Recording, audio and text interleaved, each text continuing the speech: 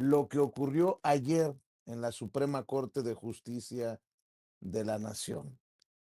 Un debate importante en torno a las atribuciones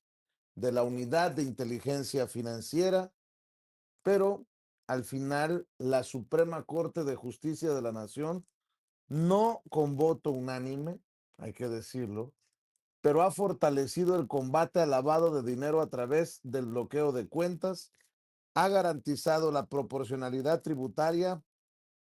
y determina la omisión legislativa en Nuevo León en materia de transparencia. Se garantiza que el bloqueo de cuentas bancarias opere como medida administrativa y preventiva con derecho de audiencia y garantía de defensa.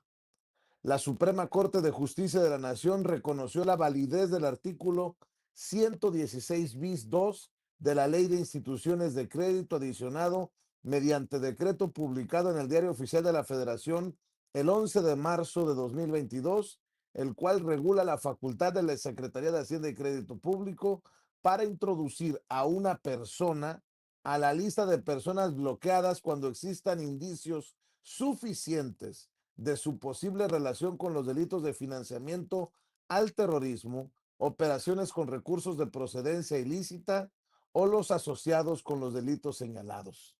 El máximo tribunal, y estoy leyendo precisamente el comunicado de la Suprema, el máximo tribunal estableció que esta disposición regula un procedimiento claro que garantiza el derecho de defensa de las personas, pues prevé plazos definidos, asegura el derecho de audiencia, la posibilidad de ofrecer pruebas, la obligación de la autoridad de emitir una resolución debidamente fundada y motivada, así como la opción de impugnarlas ante tribunales administrativos.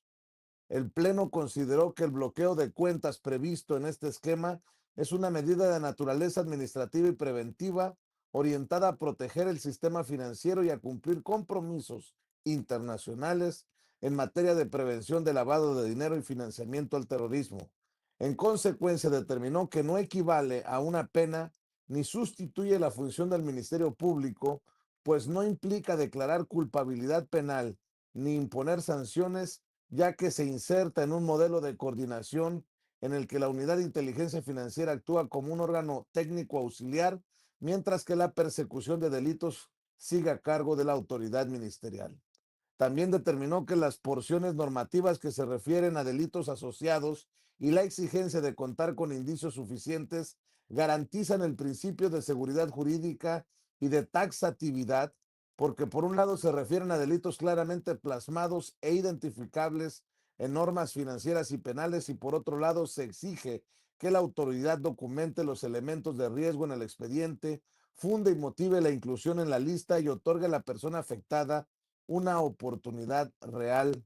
de defenderse. Se fortalece, pues, el combate al lavado de dinero al confirmar que el bloqueo de cuentas se ajusta a la Constitución Política Federal y a los estándares internacionales. La Suprema resuelve estos dos asuntos en los que determinó la validez de las resoluciones que respaldaron la decisión de la Unidad de Inteligencia Financiera de incluir a una empresa y una persona en la lista de personas bloqueadas, así como ordenar el bloqueo de sus cuentas bancarias conforme al artículo 115 de la Ley de Constitución de Instituciones de Crédito y las disposiciones de carácter general de la Secretaría de Hacienda y Crédito Público.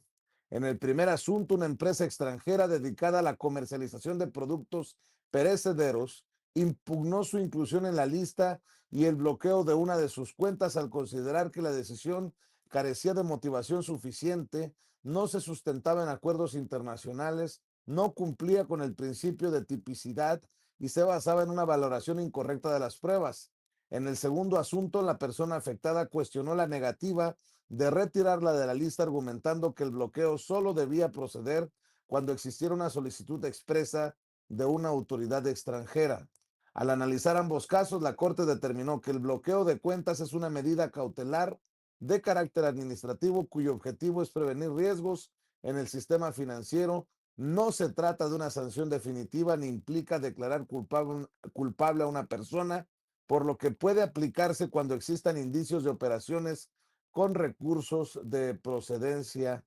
ilícita. Yo sé que en ocasiones el lenguaje de la Corte es muy técnico para personas como usted y como yo, tal vez, para llegar a tener una claridad de lo que se está discutiendo. Lo cierto es que se dividen los ministros y ministras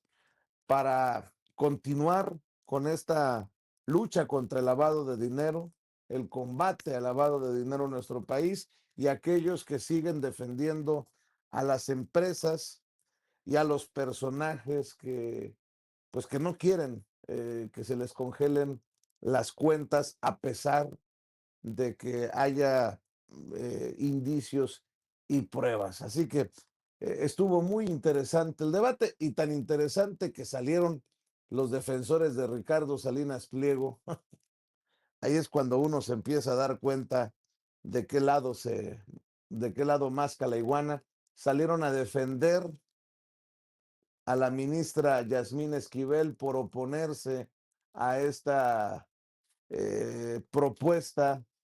de resolución presentada por la ministra Loreta Ortiz y que al final fue aprobada por mayoría. Ya vamos a estar desmenuzando este tema para ustedes. Amigos, amigas, ya estamos listos para hablar.